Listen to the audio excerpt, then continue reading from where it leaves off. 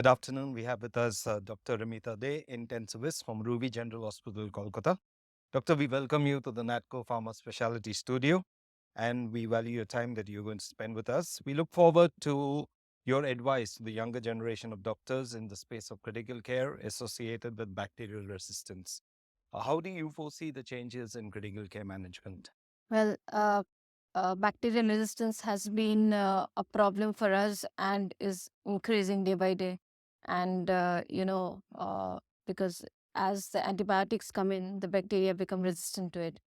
So, with increasing use of the antibiotics, so definitely the way to prevent, while giving antibiotics is very important for the patient's outcome, preserving them so that the bacteria remains susceptible to them is also a responsibility.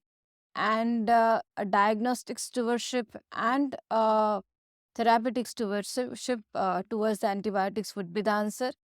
Of course, the whole unit has to be very much sensitized for infection control. So that is another way of doing it. And indiscriminate use even in the community, right? That should be taken care of by laws and by awareness. What is your message out of all the experience that you have gained to the young ICU doctors for them to enhance better patient care? Yeah, I told you the doctors are doing most of the time their best, but for particularly for the bacterial uh, resistance pattern, so antibiotic stewardship is the only answer, right? Mm. Right. What is the prevalence of carbapenems in your line of practice? Yeah, they are very much prevalent in our country and definitely to my hospital as well.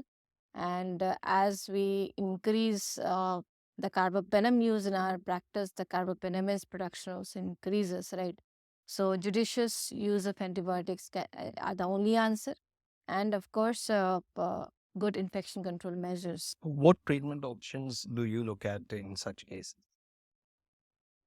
Well, we look for advanced diagnostics with doctor microbiologist, and there are a combination of lot of drugs that we can think of. A lot of combinations we can think of depending on the organism, with Klebsiella or an Acinetobacter, right? And the sensitivity patterns in our unit. So there has to we have to develop a local sensitivity pattern, which helps us to decide the antibiotics to be used.